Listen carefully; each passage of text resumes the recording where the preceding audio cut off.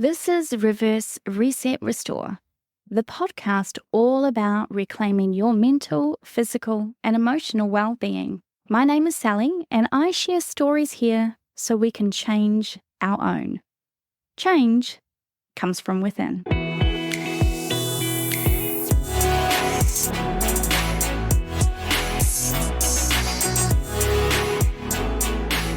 Welcome to a very special episode of Reverse Reset Restore, where we're guiding you through a 7-day wellbeing program for World Wellbeing Week.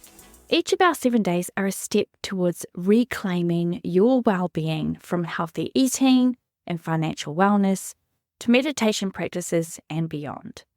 Today, we're diving into the transformative practice of a digital detox.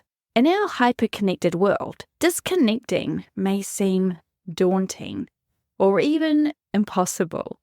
I mean, come on, some days it feels like the little black box is surgically attached to my hand, or that my eyes can't see anything but a big screen that I'm glued to. Disconnecting from the digital world is essential for recharging your mental health and reconnecting with the world around you.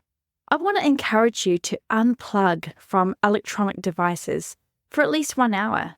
And no, sleeping doesn't count, and nor does your 10-minute shower or bathroom break, because I know a lot of us still take our devices into the bathroom or the bedroom with us.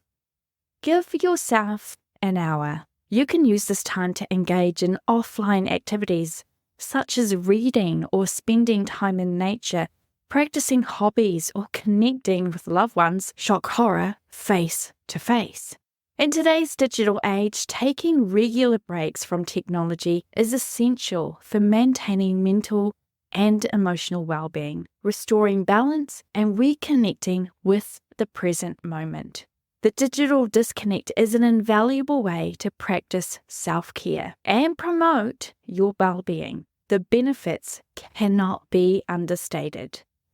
A digital detox reduces screen time, alleviates digital fatigue and eye strain, improves sleep quality, enhances your focus and your productivity, and fosters deeper connections with yourself and with others.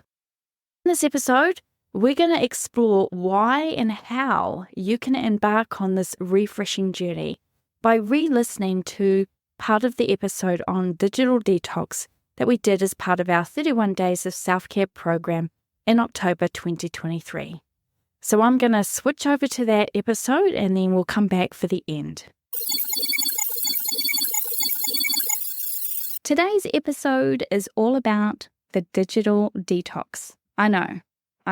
We live so much of our lives online, asking people to put down their phones or turn off their computers or switch off their TV. I might as well be asking you to stop breathing, right?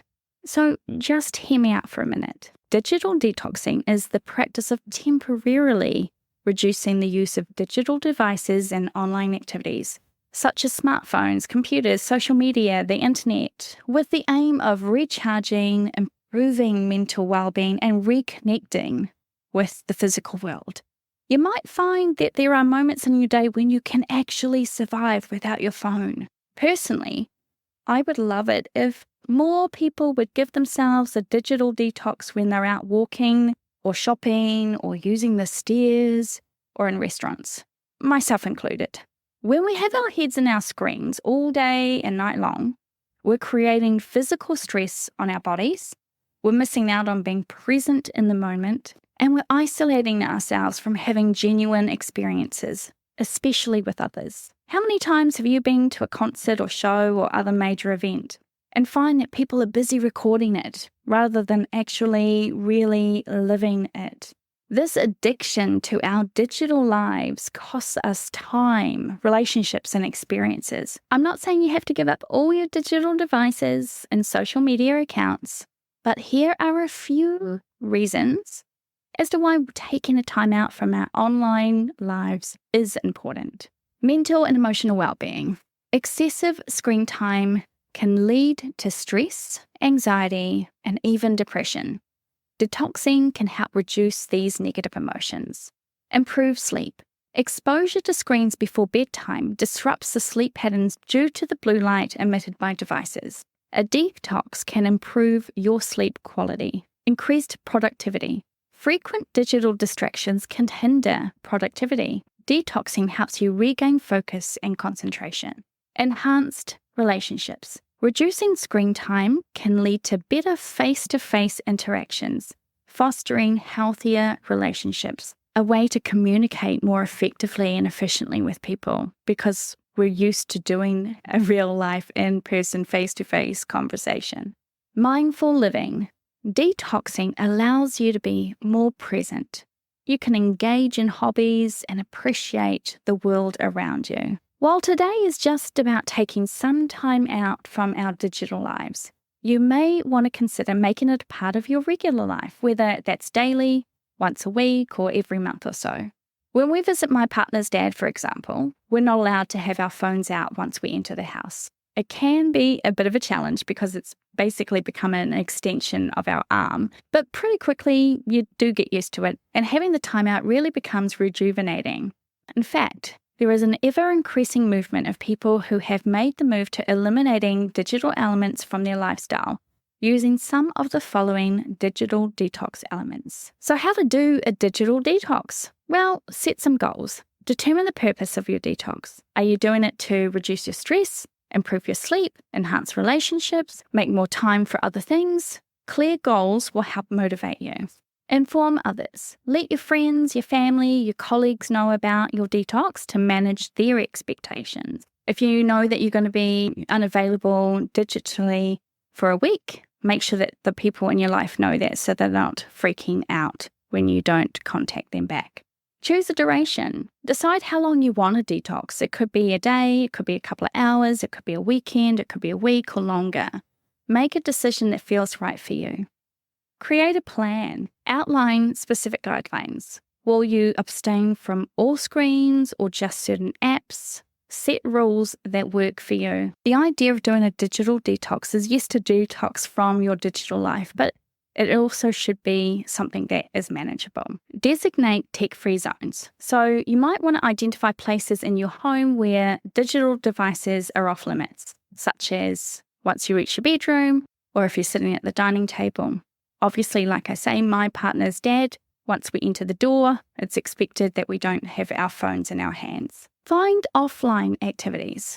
Plan activities that don't involve screens, like reading a physical book, or going for a hike, or doing some painting, or cooking, or meeting up with a friend. Use a digital detox app. Consider using apps that track your screen time or temporarily block certain apps to help you stick to your detox plan.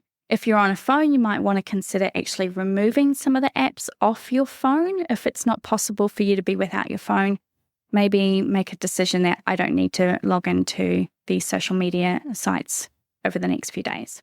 Unplug gradually. If going cold turkey is going to be too challenging, start by reducing your screen time gradually. So today is the perfect day, for example, to go, I'm going to give myself a digital detox of an hour or 2 hours or whatever you feel comfortable with. You don't have to go from 0 to 100 in moments. You can practice mindfulness exercises and meditation to stay present and manage your digital cravings, and you probably will have them because digital items basically have become an addiction for most of us. Get in some physical activity. So engage in regular physical activity, which can reduce the urge to use your digital devices, and that also improves your overall well-being. Use an alarm clock. Instead of relying on your smartphone as an alarm, you could go back to a traditional alarm clock and keep your phone out of your bedroom. So replace a screen-related habit with a healthier one. For instance, read a book instead of scrolling through social media before bed. Reflect and journal. Keep a journal to document your feelings, your experiences, and any positive changes you notice during your detox. Stay accountable. And this kind of goes back to letting your friends know that you're going to do a digital detox. Enlist a friend or a family member who can either join you on your detox journey for mutual support or will be someone that can help make sure that you are sticking to your goals. And then evaluate and adjust. Like all things, At the end of your detox period, assess the impact it had on your life and adjust your digital habits accordingly. Remember that digital detoxing is not about permanently abandoning technology, but about finding a healthier balance between your online and your offline life. It can be a refreshing experience that allows you to reclaim time for self-care, meaningful connections, and the joy of being present in the real world. Take time today to disconnect, recharge, and enjoy the richness of the real world.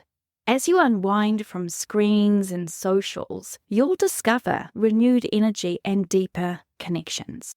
You might even find that this is something you want to embrace on a regular basis. Take the opportunity for self-care and meaningful living that doesn't include a screen. Join us tomorrow for our final day of our 7 Days of Wellbeing program, where I will be leading you through a specific meditation that focuses on the breath. Until then, be well and stay mindful as we close out this episode with these words by Christian Langan. Technology is a useful servant, but a dangerous master.